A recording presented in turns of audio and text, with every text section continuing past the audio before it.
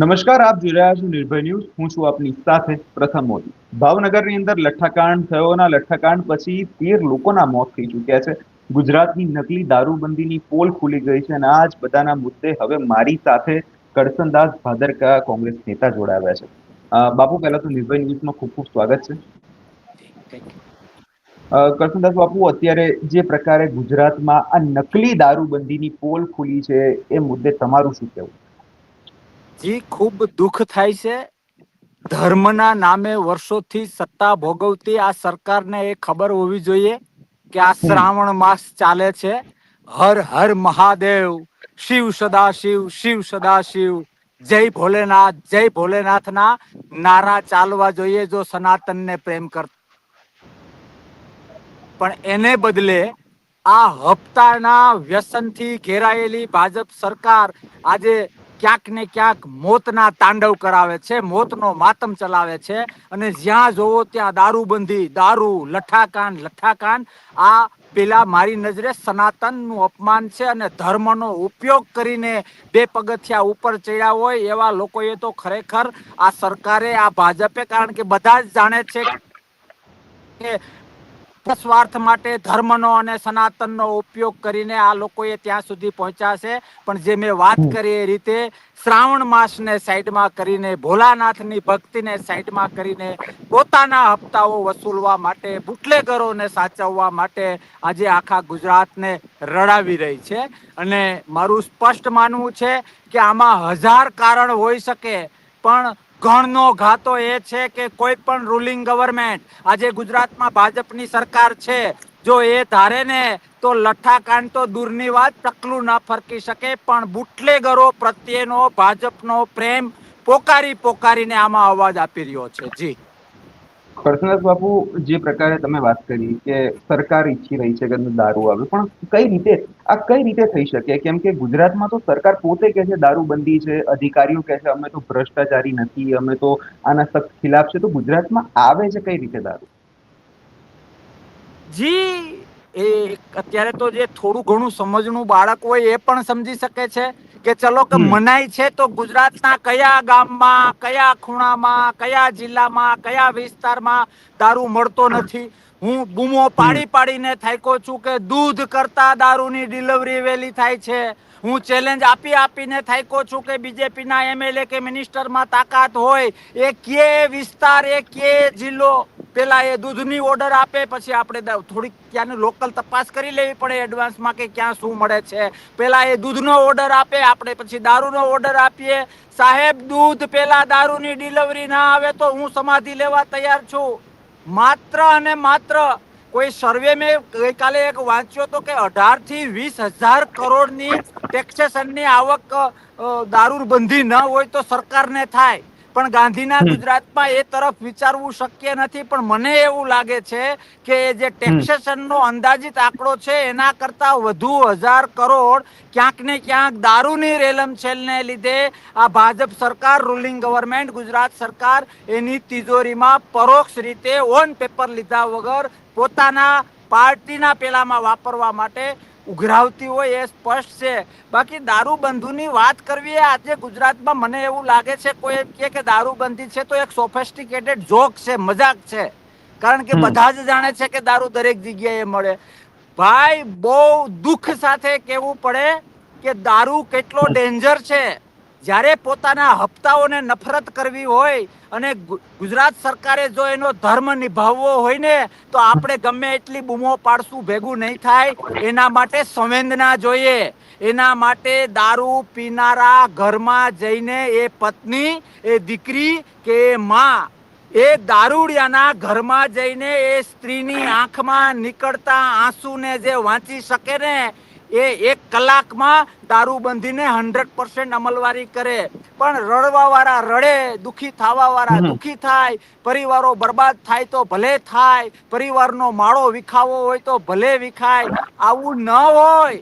હું અનેક વખત કહું છું કે સરકારે માવતર છે, માવતર. માં પોતે જ્યારે મોતને ઘાટ ઉતારે ત્યારે લાગણીના કયા ટેબલ ઉપર લાગણીની ફરિયાદ લઈને જાવું?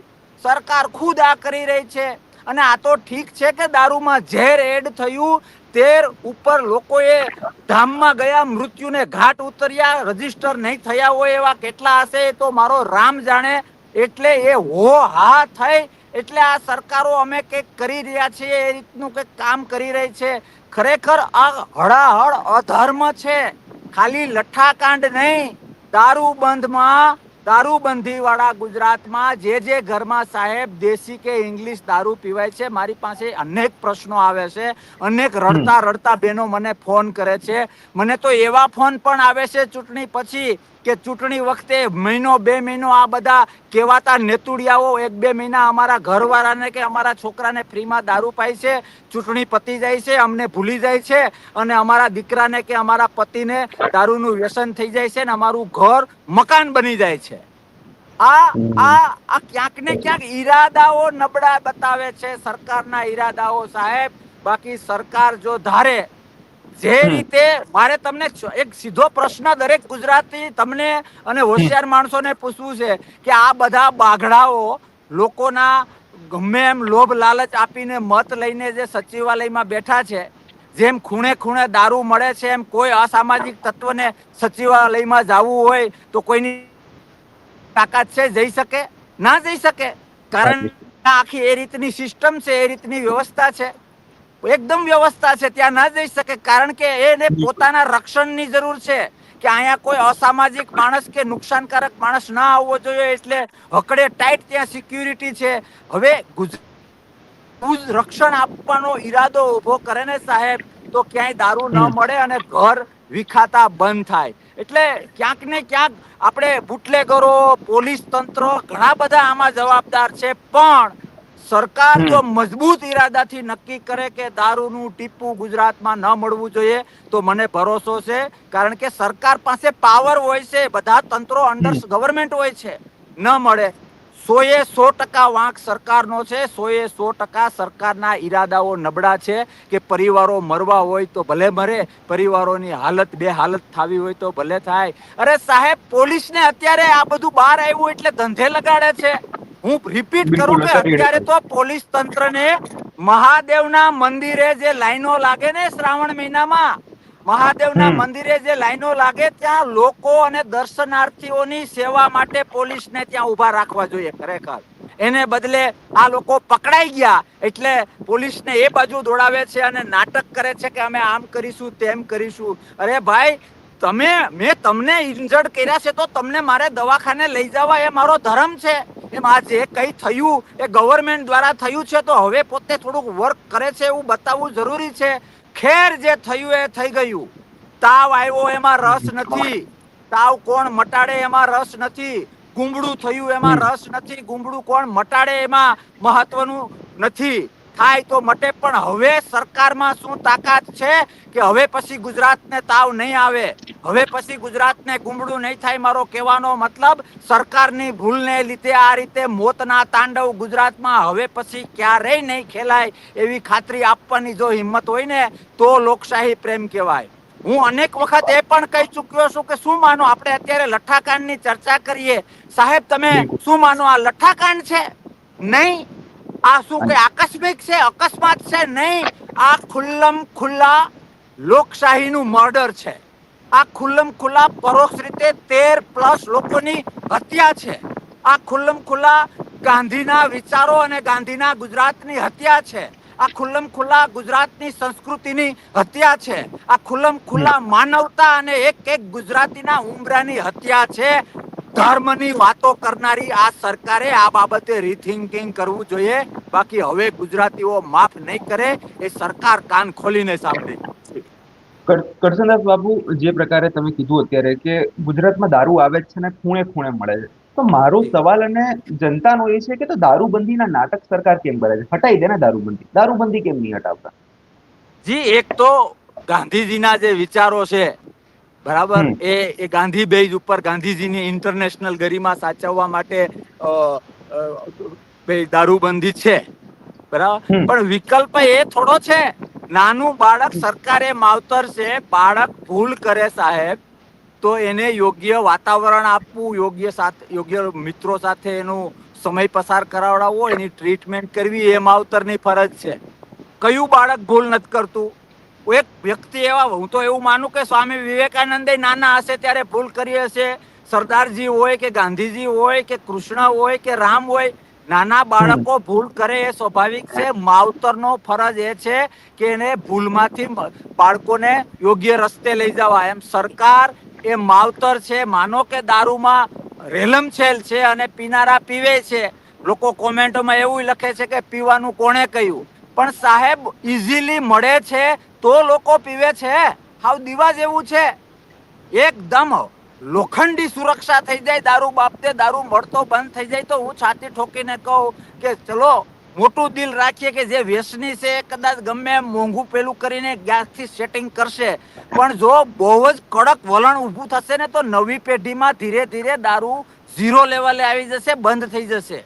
એટલે પણ કરશનદાસ અને બાપુ, આજુબાજુના રાજ્યોમાંથી આવે છે. મને મારી પાસે તો એવા સમાચાર છે કે અમુક પોલીસ સ્ટેશને બદલી, માનો કે હું પીએસઆઈ કે પીઆઈ હોઉં તો અમુક પોલીસ સ્ટેશને બદલી કરવા માટે અંદરો અંદર 2-5 કરોડ રૂપિયા ઓન આપવામાં આવે છે કે મારી ટ્રાન્સફર ત્યાં અચ્છા, કરો, કારણ કે ત્યાંથી દારૂના ખટારા ને ખટારા નીકળે છે. આવી માહિતી લોકો પાસેથી મને મળેલી છે. સાચું ખોટું મારું રામ જાણે, પણ સાચું જ હશે, નહીં તો એટલો દારૂ ક્યાંથી આવે?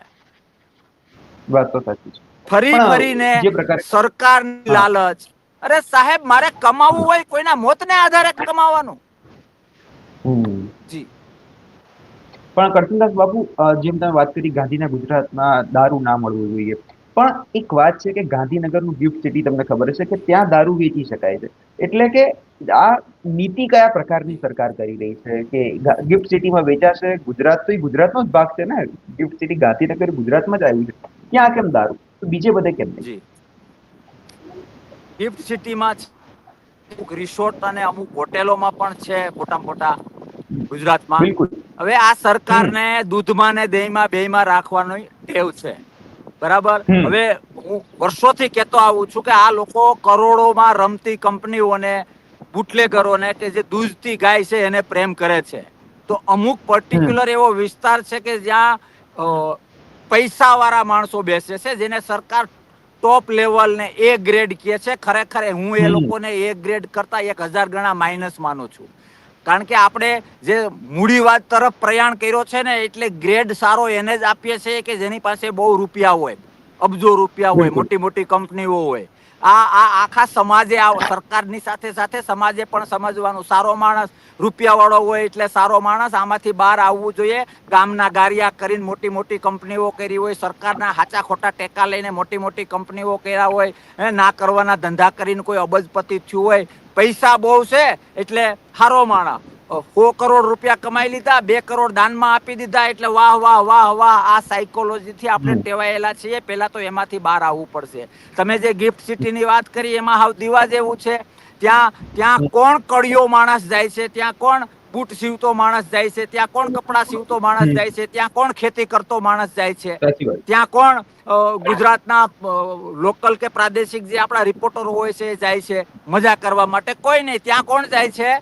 કરોડોમાં રમતા માણસો, જેને આ લોકો રોયલ માણસો કે રોયલ માણસો. રોયલ નહીં, હું તો આ બધાને ખરેખર સંસ્કૃતિ માટે કચરો માનું છું, બરાબર. એટલે કારણ જે કે હું અમીર છે રિપીટ અને કરું. ગરીબ છે એના માટે નીતિ અલગ છે. જી અમીરો માટે અને ગરીબો માટે નીતિ અલગ છે સરકારી, ટૂંકમાં વાત એવી નહીં, છે. હા બિલકુલ. અને એ વ્યવસ્થા, તમે એવું માનો કે ગવર્મેન્ટને રાત્રે સપનું આવ્યું ને ત્યાં છૂટછાટ આપી? નહીં. હમ કંપનીઓના અને મોટા માણસોએ આ લોકોને ઘણા સમય પહેલા કહ્યું હોય કે અમારા અમુક પ્રકારના એમ્પ્લોય, અમે પોતે જ્યારે અહીંયા આવીએ છીએ તો અમુક બાબતે અમને હમ છૂટછાટ નથી મળતી, આવું કંઈક કરો તો અમારું સચવાઈ જાય. અને એ હમ બોલે એટલે હાચવવું પડે. હાચવવાનું તો હમ ખેડૂતનું નથી, બુટલેગરોનું, આ તે બધું ઘણું બધું એવું છે ભાઈ કે જે નાના માણસનું આ લોકો નથી હાચવતા. બાકી બુટલેગર કહે એટલે સરકાર તરત કરે. આવા મોટા માણસો, કારણ કે ભાઈ અમારો કંપનીનો માલિક ગિફ્ટ સિટીમાં કે અમદાવાદની આસપાસ આવે તો બરબાદીનો રસ્તો એવા દારૂથી દુખી ન થવો જોઈએ, એવું આ સરકાર ઈચ્છે છે. અને એટલે હમ દૂધમાં દહીંમાં બંનેમાં રાખે છે. ખેર છોડો એ બધું. હું રિપીટ કરું, આ સરકારમાં માનવતાનો 1% હોય તો એવા ઘરોની મુલાકાત લેવી જોઈએ જે ઘરમાં રોજ આંસુ પડે છે. એ દીકરીની હમ આંખના હોય, માના આંખમાં હોય, અને સૌથી વધુ પત્નીઓની આંખના આંસુ. આ લોકો સમયાંતરે જો જોતા રહીએ અને મારો ભોળો નાથ આ લોકોને સદબુદ્ધિ આપે ને તો જ દારૂબંધી એકદમ કડક થાય અને ગુજરાતીઓનું ભવિષ્ય ક્યાંક ને ક્યાંક સોનેરી સાબિત થશે, બાકી બરબાદી જ છે. જી કરચંદાસ બાપુ, અંતમાં એ જે ભ્રષ્ટ અધિકારીઓ જે છે, જે ગુજરાતમાં દારૂ લઈ રહ્યા છે, એમને શું કહેવા માંગશો એકવાર? એમને શ્રાવણ મહિનો છે, સોમવાર છે, એટલું કહેવા માંગુ છું કે ભગવાનની લાકડીમાં અવાજ નથી હોતો.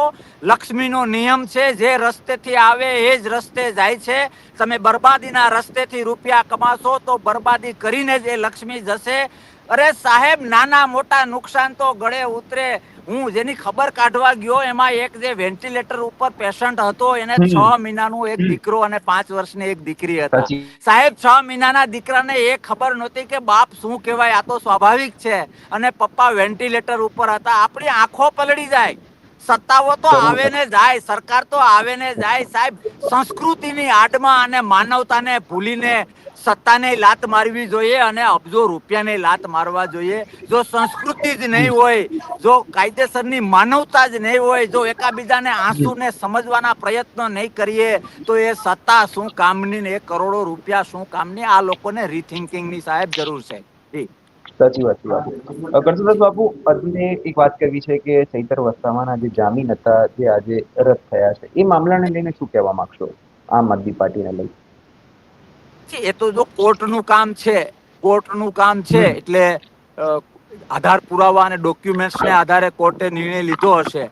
અને એના બીજી રીતે એ પણ કહી શકાય, એ રીતે કહી શકાય કે ભાજપ સાથે હજી બેઠકોમાં કદાચ ફળ પાક્યું નહીં હોય અને એ ફળ નહીં પાકે ત્યાં સુધી આવું બધું ચાલુ રહેશે. જી, એટલે તમે એવું કહો છો કે ભાજપમાં તો જવાના એ નક્કી જ છે?